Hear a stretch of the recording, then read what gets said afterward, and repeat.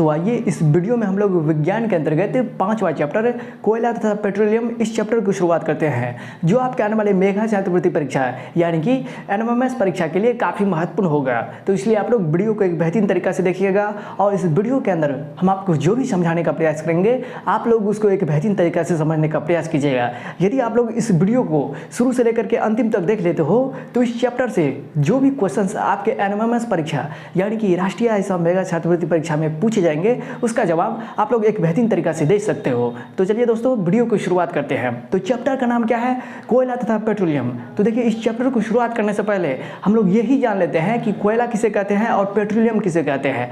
तो एक बात समझिए, हम अपने दैनिक जीवन में कई तरह के वस्तुओं को देखते हैं, जैसे मोटरसाइकिल हो गया, गाड़ी हो गया, कार हो गया, सूर्य का प्रकाश हो गया, वन हो गया।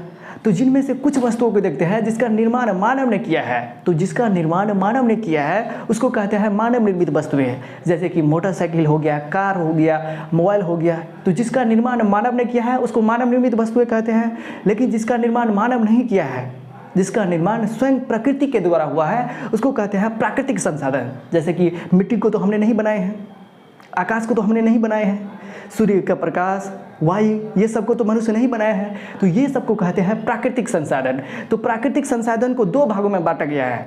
एक वैसे प्राकृतिक संसाधन होते हैं जिसका इस्तेमाल करने के बाद उसकी समाप्ति हो जाती है, लेकिन कुछ ऐसे तरह के संसाधन होते हैं जिसका इस्तेमाल हम लोग कितना ही क्यों न करें, युगों युगों तक क्यों न करते रहे, कितना ही क्यों न करें, वह कभी भी समाप्त नहीं होगा।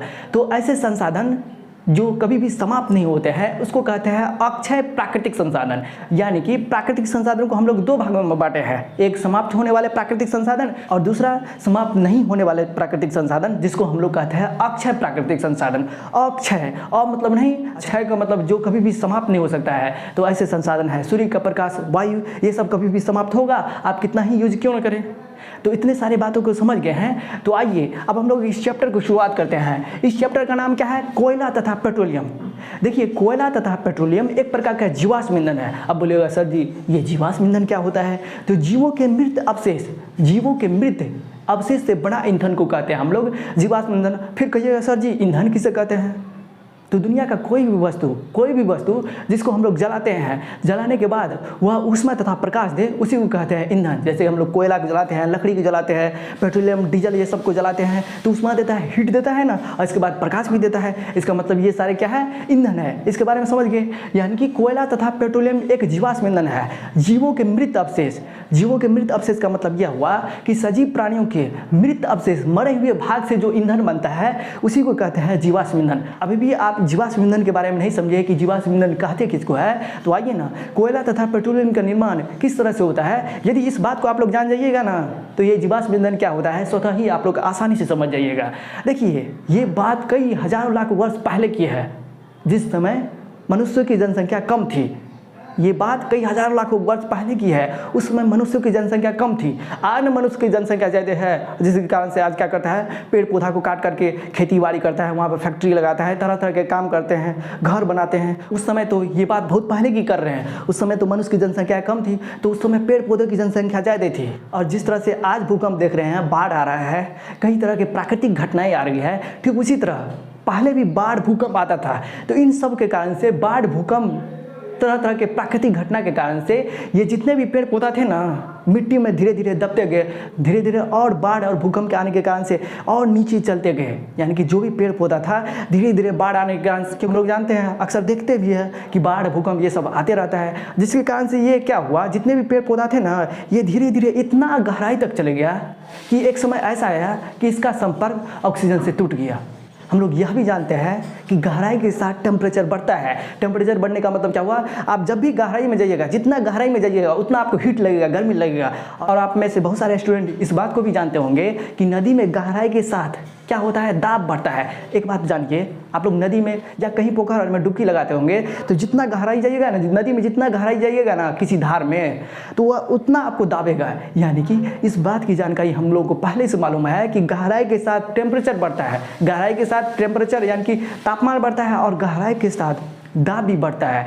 तो इन सबों के कारण से ये धीरे धीरे पेड़ पौधा बन गया, किस में, तो कोयला में बन गया। यानी कि पेड़ पौधा के मरे हुए भाग, पेड़ पौधा क्या हुआ, मर गया ना, धीरे धीरे नीचे चलते गया, नीचे चलते गया, नीचे चलते गया, तो पेड़ पौधा की क्या हो गई, मृत्यु तो पहले ही हो गया। जब वो अब नीचे में धंसा उसी समय उसकी मृत्यु होगी। लेकिन ये धीरे धीरे एक कोयला में बदल गया, इस तरह से कोयला का निर्माण हुआ। यानी कि अब तो इस बात को आप लोग समझ गए होंगे कि जीवाश्म ईंधन कहते किसको है? जीवों के मृत अवशेष से, अवशेष का मतलब जीवों के मरा हुआ भाग से बना ईंधन को हम लोग कहते हैं जीवाश्म ईंधन। ये बना किससे? जीव का मतलब यहाँ पे क्या मतलब हुआ? जीव का मतलब पेड़ पौधा, क्योंकि पेड़ पौधा भी उस समय सजीव था।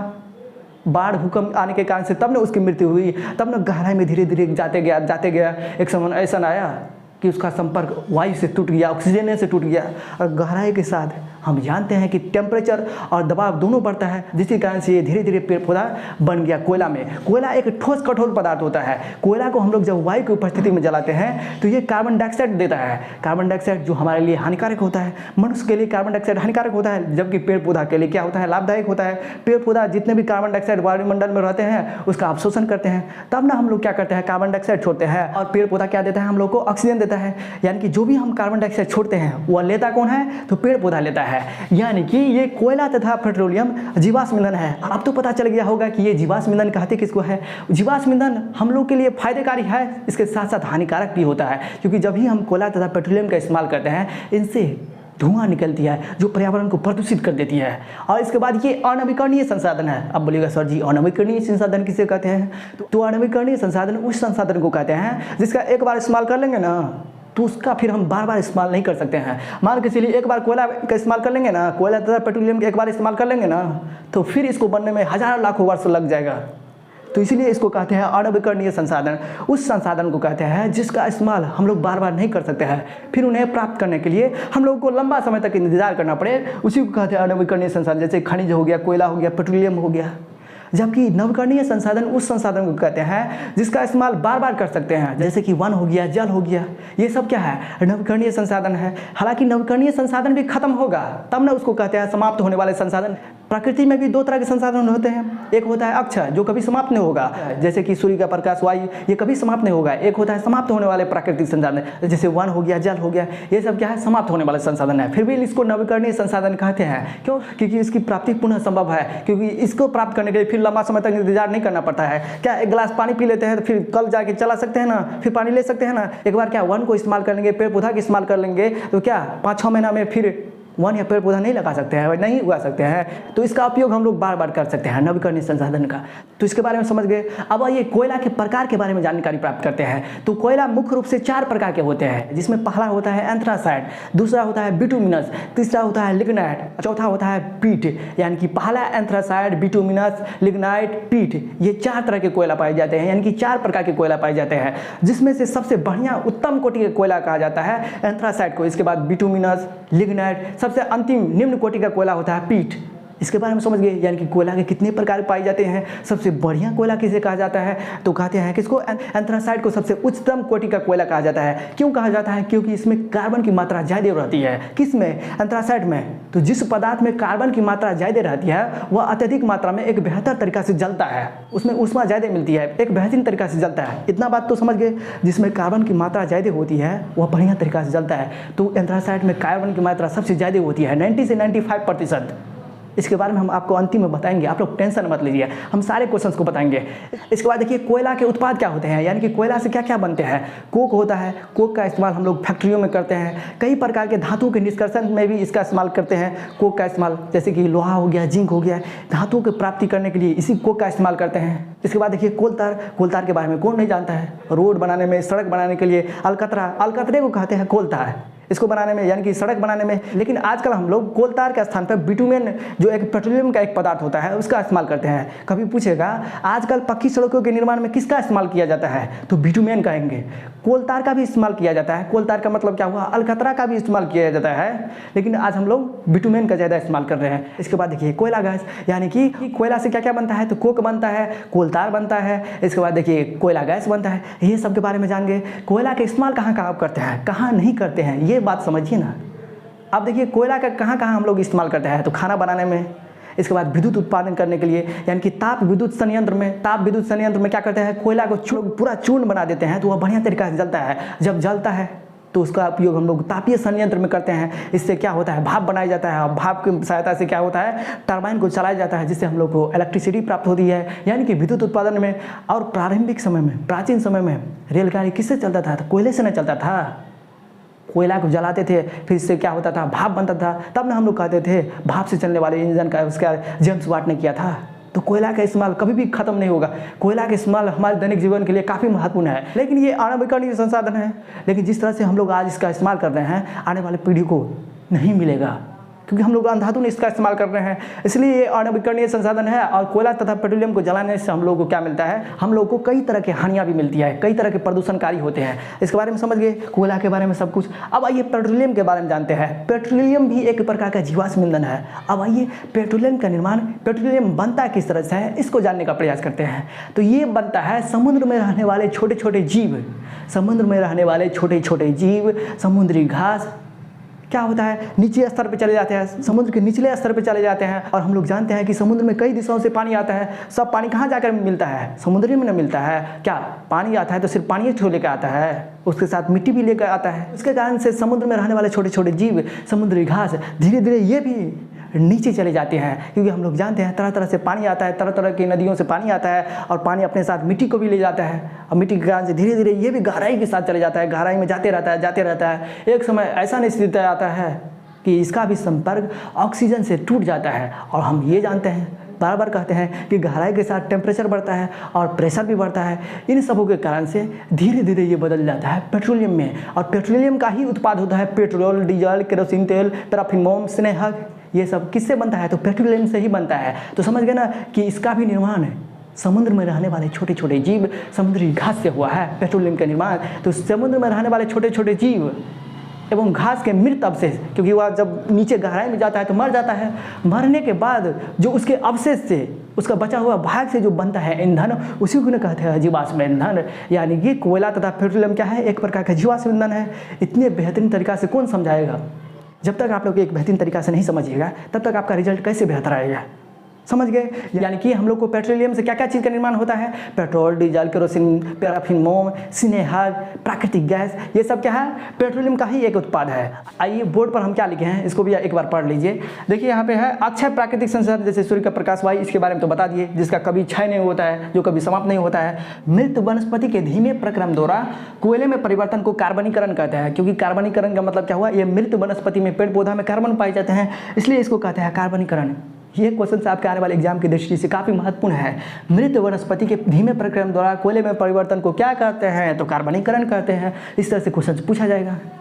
इसके बाद देखिए सजीव प्राणी के मृत अवशेष, सजीव प्राणी यानी कि पेड़ पौधा हो गया, इसके बाद देखिए समुद्र में रहने वाले छोटे छोटे जीव हो गया, समुद्री घास हो गया, इसके अवशेष से यानी कि समुद्र में रहने वाले छोटे छोटे जीव, पेड़ पौधा जब मर जाता है, मृत का मतलब मर जाता है, तब तो उसके अवशेष से बना ईंधन को कहते हैं जीवाश्म ईंधन।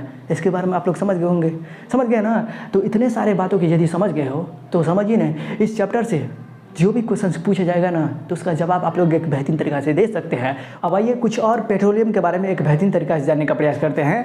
देखिए यहाँ पे पेट्रो रसायन के बारे में पूछेगा कि पेट्रो रसायन किसे कहते हैं, तो पेट्रोलियम और प्राकृतिक गैस से अनेक उपयोगी पदार्थ बनाए जाते हैं, तो उसी को कहते हैं पेट्रो रसायन। पेट्रो रसायन का मतलब क्या हुआ, पेट्रो, पेट्रो का मतलब पेट्रोलियम, और प्राकृतिक गैस से अनेक उपयोगी पदार्थ बनाए जाते हैं, इसी को कहते हैं पेट्रो रसायन। इस तरह से कई बार क्वेश्चन पूछा गया है। और पूछेगा कि पेट्रो रसायन का उपयोग कहाँ कहाँ किया जाता है, तो इससे पहले जो चैप्टर समाप्त किए संश्लेषित रेशा एवं प्लास्टिक, तो इसका इस्तेमाल नायलॉन, एक्रिलिक, यानी कि जितने भी रेशे होते हैं ना, तो उसमें पेट्रो रसायन का इस्तेमाल किया जाता है। तो इसके बारे में समझ गए। अब आइए पेट्रोलियम के उत्पाद कौन कौन है, यानी कि पेट्रोलियम किन किन पदार्थों का मिश्रण होता है, इसको जानने का प्रयास करते हैं। तो देखिए पेट्रोलियम जो बनता है, पेट्रोल, डीजल, तेल, पैराफिन मोम, ये सभी पदार्थों का एक मिश्रण होता है। पेट्रोलियम से हम लोग जो है निकालते हैं पेट्रोल, डीजल, स्नेहक तेल, पैराफिन मोम। अब बोलिएगा सर जी पेट्रोल का इस्तेमाल कहाँ कहाँ करते हैं, तो जितने भी छोटी छोटी गाड़ियाँ होती है, जैसे कार हो गया, मोटरसाइकिल हो गया, स्कूटर हो गया, तो जितने भी छोटे छोटे गाड़ियाँ होती है उनमें पेट्रोल का इस्तेमाल किया जाता है। जबकि जितने भी बड़े बड़े वाहन होता है, जैसे ट्रक हो गया, बड़ा बड़ा बस हो गया, इन सब में जितने भी बड़े बड़े गाड़ियाँ होते हैं, यानी कि भारी वाहन में, हल्के वाहन में पेट्रोल का इस्तेमाल किया जाता है और भारी वाहन में डीजल का इस्तेमाल किया जाता है। तो समझ गए इसके बारे में। अब आइए पेट्रोलियम शब्द की उत्पत्ति किन दो शब्दों से मिलकर बना है, इसको जानने का प्रयास करते हैं। यहाँ देखिए पेट्रोलियम शब्द की उत्पत्ति पेट्रा, पेट्रा का मतलब होता है चट्टान, क्योंकि पेट्रोलियम, पेट्रोलियम का मतलब हुआ पेट्रोजोओलियम से मिलकर बना है पेट्रोलियम, पेट्रोजोओलियम तब न पेट्रोलियम। यानी कि पेट्रोलियम में पेट्रो का अर्थ होता है चट्टान एवं ओलियम का अर्थ होता है तेल। यानी कि हम इसके बारे में बताएं कि पेट्रोलियम कहाँ से निकलता है, जमीन के नीचे हिस्से से, यहाँ देखिए ना, क्योंकि ये ज़मीन के नीचे हिस्से से, यानी कि ज़मीन के नीचे की चट्टान के मध्य से निकाला जाता है, ज़मीन के नीचे वाले चट्टान के बीच से निकाला जाता है। कौन? पेट्रोलियम। क्योंकि वीडियो की शुरुआत में हम बताए थे कि पेट्रोलियम का निर्माण किस तरह से होता है, यानी कि ये जो है ज़मीन के नीचे हिस्से में चल जाता है ना, इतना नीचे चले जाता है कि ऑक्सीजन से संपर्क टूट जाता है। जब ऑक्सीजन से संपर्क टूट जाता है तो क्या होता है, हम लोग जानते हैं गहराई के साथ टेम्परेचर, दाब, ये दोनों बढ़ता है। बढ़ने के कारण से धीरे धीरे ये छोटे छोटे समुद्री जीव, समुद्री घास बन जाता है पेट्रोलियम में, यानी कि ये ज़मीन के नीचे की चट्टान के मध्य से निकाला जाता है। कौन? तो पेट्रोलियम। अब देखिए, पेट्रोलियम के संगठकों को पृथक करने की प्रक्रिया को कहते हैं प्रसंस्करण, यानी कि पेट्रोलियम के संगठक का मतलब यह हुआ, पेट्रोलियम किन किन पदार्थों का मिश्रण है, तो पेट्रोल, डीजल, स्नैक तेल, पैराफिन, मोम, ये सब पदार्थों का मिश्रण कौन है? पेट्रोलियम। तो इसको निकालते हैं, उसी प्रक्रिया को कहते हैं प्रसंस्करण, यानी कि पेट्रोलियम के संगठकों को पृथक का मतलब क्या हुआ, पेट्रोलियम से जो भी संगठक, जो भी जैसे पेट्रोल, डीजल, स्नेहक तेल, पैराफिन, मोम निकालते हैं, पेट्रोलियम से निष्कर्षण करते हैं, तो इस प्रक्रिया को कहते हैं क्या? परिष्करण। समझ गए? इसके बाद देखिए सीएनजी क्या है। वैसे सीएनजी क्या होता है, एलपीजी क्या होता है, इसके बारे में हम वीडियो बना दिए हैं, तो जा करके आज ही यूट्यूब पे सर्च कर लीजिए सीएनजी क्या होता है, एलपीजी क्या होता है, जीकेएस स्टडी सेंटर। वीडियो को देखना जरूरी है क्योंकि ये आपकी सिलेबस में है, तो जा करके उन वीडियो को देख लीजिएगा। वैसे यहाँ पर भी हम चर्चा कर देते हैं। सीएनजी का फुल फॉर्म होता है संपीड़ित प्राकृतिक गैस, यानी कि इंग्लिश में इसको कहते हैं कंप्रेस्ड नेचुरल गैस। सी का मतलब हुआ कंप्रेस्ड, एन का मतलब हुआ नेचुरल, जी का मतलब हुआ गैस, यानी कि सीएनजी को इंग्लिश में क्या कहते हैं? Compressed natural gas. देखिए यहाँ पे प्राकृतिक गैस को जब उच्च दाब पर रखते हैं तो हम लोग को क्या मिलता है? सीएनजी मिलता है, यानी कि सीएनजी का इस्तेमाल हम लोग गाड़ियों के ईंधन के रूप में करते हैं। जिस प्रकार पेट्रोल, डीजल, ये सब जो है गाड़ी के ईंधन के रूप में हम लोग अभी इस्तेमाल कर रहे हैं, ठीक उसी तरह सीएनजी का इस्तेमाल गाड़ियों में ईंधन के रूप में करते हैं। ऐसा इसलिए करते हैं क्योंकि सीएनजी एक प्राकृतिक गैस है, ये प्रदूषण मुक्त होता है, ये उतना ज़्यादा प्रदूषण नहीं करता है जिस तरह से गाड़ियों में हम लोग पेट्रोल, डीजल का इस्तेमाल करते हैं, इनसे तो बहुत ज़्यादा प्रदूषण फैलता है, पर्यावरण, हमारा वातावरण दूषित हो गया है। लेकिन जब हम सीएनजी का इस्तेमाल करते हैं तो ये प्रदूषण मुक्त होता है। क्यों? क्योंकि ये प्राकृतिक गैस होते हैं। इसलिए जो है सरकार आजकल जो है सीएनजी पर ज़्यादा फोकस किया है, क्योंकि हमारे देश की जनसंख्या ज़्यादा है, हम लोग कोयला, पेट्रोलियम, ये सब पदार्थों का ज़्यादा इस्तेमाल करते हैं, तो प्रदूषण हमारे देश में काफ़ी ज़्यादा बढ़ गई है, जिससे स्वास्थ्य पर बुरा असर पड़ा है, पर्यावरण पर बुरा असर पड़ा है। इसलिए सरकार आज ध्यान दे रहा है सीएनजी के ऊपर। वैसे इसके बारे में हम वीडियो बना दिए हैं, तो जा करके उस वीडियो को देख लीजिएगा। वैसे इस चैप्टर के अंदर में जो भी महत्वपूर्ण क्वेश्चंस होगा अभी जो है हम कराने का प्रयास करेंगे, इसलिए वीडियो को शुरू से लेकर के अंतिम तक देखिएगा। जो भी छूटा हुआ है, अभी रात ज़्यादा हो गया है, जो भी छूटा हुआ है इस वीडियो के अंदर में हम आपको कराने का प्रयास करेंगे। अब देखिए यहाँ से आपके एग्जाम में ऑब्जेक्टिव के रूप में किस तरह से क्वेश्चन पूछा जाएगा। यहाँ पर देखिए कोयला कहाँ से निकाला जाता है, तो कोयला की खान से, यानी कि ज़मीन के निचले वाले हिस्से से। यहाँ पर देखिए वायु में गर्म करने पर कोयला जलता है और मुख्य रूप से ये कार्बन डाइऑक्साइड गैस देते हैं, यानी कि जब भी कोयला को हम लोग वायु की उपस्थिति में गर्म करेंगे, जलाएंगे, तो हम लोग को क्या देगा? कार्बन डाइऑक्साइड गैस देगा। इसके बाद देखिए कोयला के उत्पाद कौन कौन होते हैं, तो कोक होते हैं, कोलतार होते हैं, कोयला गैस होते हैं। इसके बाद आइए कोक के बारे में जानकारी प्राप्त करते हैं। तो यह एक कठोर सरंग और काला पदार्थ होता है। सरंग मतलब गंध के साथ देने वाला एक काला पदार्थ होते हैं। यह लगभग कार्बन का एक शुद्ध रूप है। कौन? तो कोक है। कोक का उपयोग इस्पात के औद्योगिक निर्माण में और बहुत से धातुओं के निष्कर्षण में भी किया जाता है, जैसे कि इससे पहले हम बताए थे। इसके बाद देखिए कोलतार क्या है, इसके बारे में तो हम इससे पहले ही बताए कि इसको कहते हैं अलकतरा भी कहते हैं। यह एक अप्रिय गंध वाला गाढ़ा द्रव होता है, यानी कि इसका गंध अप्रिय होता है, जिसको मनुष्य जो है भाता नहीं है, मनुष्य को साफे भाता नहीं है। कोलतार से प्राप्त उत्पादों का उपयोग प्रारंभिक पदार्थों के रूप में दैनिक जीवन में काम आने वाले विभिन्न पदार्थों के औद्योगिक निर्माण में, उद्योगों में, जैसे संश्लेषित रंग, औषधि विस्फोटक, सुगंध, प्लास्टिक, पेंट, फोटोग्राफिक सामग्री, छत निर्माण सामग्री आदि में होता है। रोचक यह तथ्य है कि मौत और अन्य कीटों को भगाने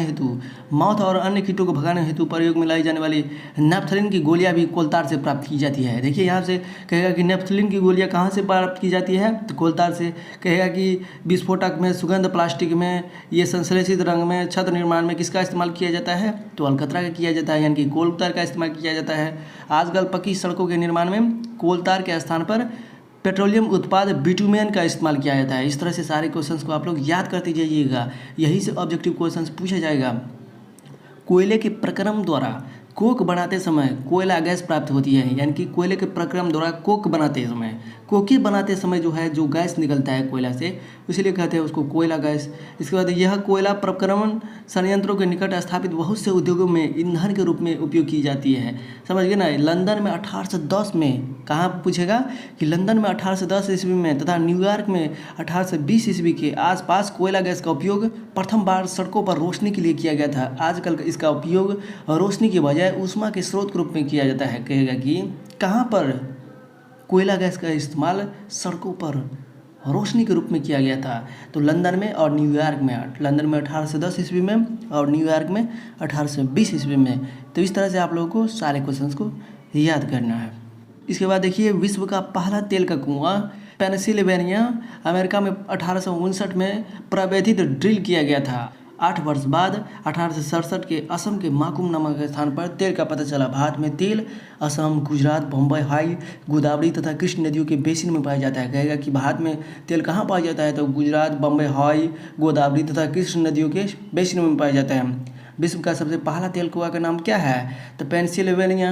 इस तरह से आप लोग याद कीजिएगा, समझ गए ना। तो इस तरह से क्वेश्चंस काफ़ी पूछे जाता है। इसके बारे में तो बता ही दिए थे कि पेट्रोलियम गहरे रंग का तेलीय द्रव है, इसकी गंध अप्रिय होती है। पेट्रोलियम का गंध अप्रिय न होता है, पेट्रोल गैस ये सब का गंध काफ़ी अच्छा नहीं लगता है मनुष्य को। यह विभिन्न संगठनों पेट्रोलियम गैस, पेट्रोल, डीजल की स्नैक तेल, पैराफिन, मोम आदि का मिश्रण होता है। इससे पहले बता दिए हैं इसके बारे में। इसके बाद देखिए, पेट्रोलियम और प्राकृतिक गैस से अनेक उपयोगी पदार्थ प्राप्त किए जाते हैं, जिन्हें हम लोग पेट्रोल रसायन कहते हैं। इनका उपयोग अपमार्जक यानी डिटर्जेंट पाउडर के रूप में, अपमार्जक जैसे प्लास्टिक, नायलॉन, एक्रेलिक, इसके बाद देखिए पॉलीथीन और अन्य मानव निर्मित प्लास्टिक के आदि के निर्माण में होता है। प्राकृतिक गैस से प्राप्त हाइड्रोजन गैस का उपयोग उर्वरक, देखिए कितना मतलब कि महत्वपूर्ण है ये प्राकृतिक गैस। उर्वरक में यूरिया के उत्पादन हेतु किया जाता है। आपने बहुत अधिक व्यावसायिक महत्व के कारण पेट्रोलियम को काला सोना भी कहा जाता है। अरे ये तो काफ़ी महत्वपूर्ण है। किसे काला सोना कहा जाता है, तो पेट्रोलियम को काला सोना कहा जाता है। तो जो लड़का पूरे वीडियो को एक बेहतरीन तरीक़ा से देखेगा तब ना उसको संपूर्ण जानकारी मिलेगी। चैप्टर खत्म होने का मतलब क्या हुआ, चैप्टर के अंदर में जो भी क्वेश्चंस हैं, जो भी महत्वपूर्ण बातें हैं, पूरे बातों को अपने दिमाग के अंदर समझ विकसित कर लेना। प्राकृतिक गैस एक महत्वपूर्ण जीवाश्म ईंधन है, इसके बारे में बता दिए। प्राकृतिक गैस को उच्च दाब पर संबंधित प्राकृतिक गैस के रूप में भंडारित किया जाता है। उच्च दाब पर हम लोग जो है प्राकृतिक गैस को सिलेंडर में रखते हैं। सीएनजी का उपयोग ऊर्जा उत्पादन हेतु किया जाता है। इन सारे क्वेश्चंस को आप लोग देख लीजिएगा। अब इसके बाद देखिए, पेट्रोलियम के संगठक और उनके उपयोग, सारे क्वेश्चंस को याद कर लीजिएगा। पेट्रोलियम किन किन पदार्थों का मिश्रण है, तो पेट्रोलियम, पेट्रोल, बिटुमेन, डीजल, स्नैक तेल, इस तरह से सारे क्वेश्चन देखिए। द्रवित पेट्रोलियम गैस घरों और उद्योग के ईंधन के रूप में, इस तरह से आप लोग को सारे क्वेश्चंस को देखना है। देखिए, बिटुमेन का पेंट एवं सड़क के निर्माण में उपयोग और पेट्रोलियम के संगठक, इसको बेहतरीन तरीके से तैयारी करना है, समझ गए ना। पाइपलाइनों का एक ऐसा जाल, बड़ोदरा कहेगा कि बड़ोदरा कहाँ पड़ता है, तो गुजरात में पड़ता है। दिल्ली के कुछ भागों अन्य स्थानों पर भी उपलब्ध है। पाइपलाइन के माध्यम से ये प्राकृतिक गैस एक जगह से दूसरी जगह ट्रांसफ़र किया जाता है। इस तरह से यहाँ पे जो भी लिखा गया है ना, इसको एक बेहतरीन तरीक़े से पढ़ लीजिएगा, समझ गए ना। एग्जाम की दृष्टि से काफ़ी महत्वपूर्ण होगा। तो चलिए दोस्तों, फिर मिलेंगे नई वीडियो में। यदि वीडियो आपको अच्छा लगा तो अपने सारे दोस्तों के पास इस वीडियो को शेयर भी कर दीजिएगा, ताकि आपका भी दोस्त आगे बढ़ पाए।